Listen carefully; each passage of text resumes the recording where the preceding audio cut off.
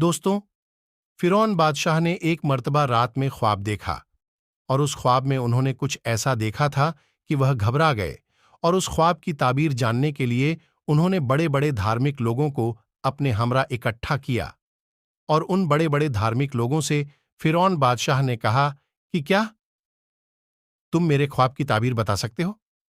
उन्होंने कहा, बादशाह सलामत अपना ख्वाब हमें बताइए, फिर हम बता सकते हैं कि आपका ख्वाब की ताबीर हम बता सकते हैं या नहीं। फिर औन बादशाह ने उनको बताया कि रात में जब मैं सो रहा था तो मैं अपने महल में एक टूटे हुए तारे को गिरते हुए देखा और उस तारे से मेरा जो महल है यह जलकर राख हो गया। बड़े बड़े धार्मिक लोग सन्नाटे लेने लगे। तो उनमें जो सबसे ज्यादा ज्ञानी था उसने फिरौन से कहा कि हमें बताइए, फिर हम बता सकते हैं कि आपका ख्वाब की ताबीर हम बता सकते हैं या नहीं। फिरौन बादशाह ने उनको बताया कि रात में जब मैं सो रहा था तो मैं अपने महल में एक टूटे हुए तारे को गिरते हुए देखा और उस तारे से मेरा जो महल है यह जलकर राख हो गया। बड़े बड़े धार्मिक लोग सन्नाटे लेने लगे।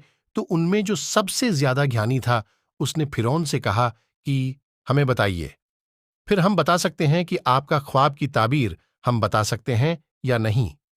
फिरौन बादशाह ने उनको बताया कि रात में जब मैं सो रहा था तो मैं अपने महल में एक टूटे हुए तारे को गिरते हुए देखा और उस तारे से मेरा जो महल है यह जलकर राख हो गया। बड़े बड़े धार्मिक लोग सन्नाटे लेने लगे। तो उनमें जो सबसे ज्यादा ज्ञानी था उसने फिरौन से कहा कि तुम्हारे इस शहर में एक ऐसा बच्चा पैदा होने वाला है जो तुम्हें बर्बाद कर देगा और वह बच्चा लड़का होगा। फिरौन यह सुनकर फौरन खड़ा हो गया। उन्होंने फौरन हुक्म जारी किया कि जो भी बच्चा पैदा हो उस बच्चे को मार दिया जाए। इसी तरह एक साल में लगभग 12,000 बच्चों को कत्ल कर दिया गया।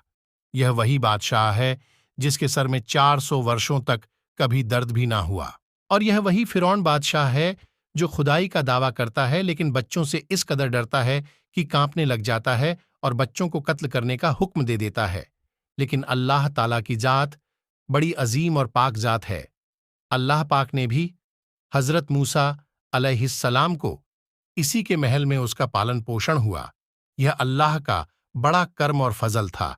इसीलिए कहते हैं अल्लाह जिसे चाहे जहां चाहे जिंदगी दे दे और जहां चाहे मौत दे दे। बेशक सातों जमीन सातों आसमान का मालिक वही अल्लाह पाक है, इसके सिवा कोई इबादत के लायक नहीं। और जब हजरत मूसा पैदा हुए तो उनकी अम्मी जान घबरा गई, कहीं फिरौन के सैनिकों को पता ना लग जाए कि यहां बच्चा पैदा हुआ है, वह मेरे बच्चे को कत्ल कर देगा। इसीलिए फिरौन की मां ने सोचा कि इसके लिए एक संदूक बनवा दी जाए। इसीलिए उसकी अम्मी जान संदूक बनाने वाले के पास पहुंच गईं और उनसे कहा कि इतनी बड़ी संदूक बना दो। उन्होंने उसके लिए संदूक बना दी। लेकिन संदूक बनाने वाले को यह खबर हो चुकी थी कि इसके घर में किसी बच्चे का जन्म हुआ है और उसने सोचा, यदि मैं इस खबर को फिरौन बादशाह के पास ले जाता हूं तो मुझे बड़ा इनाम मिलेगा। उसने इनाम के लालच में वह संदूक बनाने वाला फिरौन बादशाह के महल में जा पहुंचा। उनसे कहा कि मैं तुमको एक खास बात बताना चाहता हूं। और फिरौन बादशाह ने कहा कि बताओ क्या बात है। अल्लाह के हुक्म से वह बोल ना पाया। उसने बोलकर बताना चाहा लेकिन बता ना पाया और फिर उसको फिरौन ने बाहर निकलवा दिया।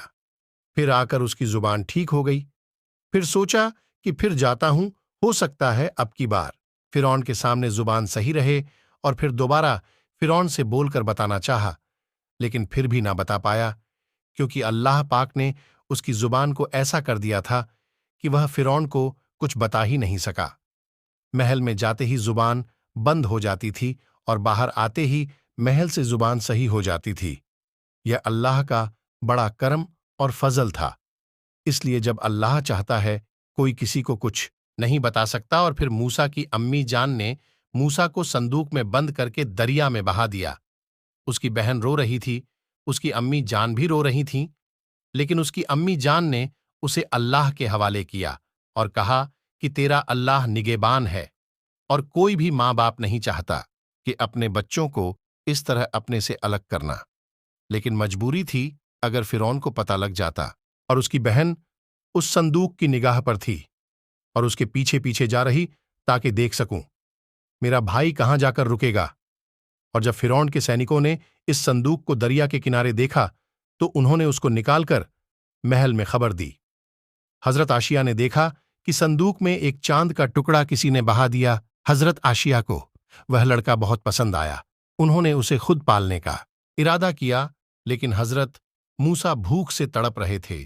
हजरत आशिया ने बहुत सी औरतों को दूर दूर से बुला लिया ताकि किसी तरह यह दूध पी ले, लेकिन जो नबी होते हैं वह किसी और के दूध में मुंह तक नहीं लगा सकते, इसलिए उन्होंने किसी का दूध नहीं पिया। और हजरत आशिया घबराने लगी कि मेरा बच्चा तड़प रहा है, और वहां हजरत मूसा की बहन पहुंच चुकी थी। उन्होंने कहा,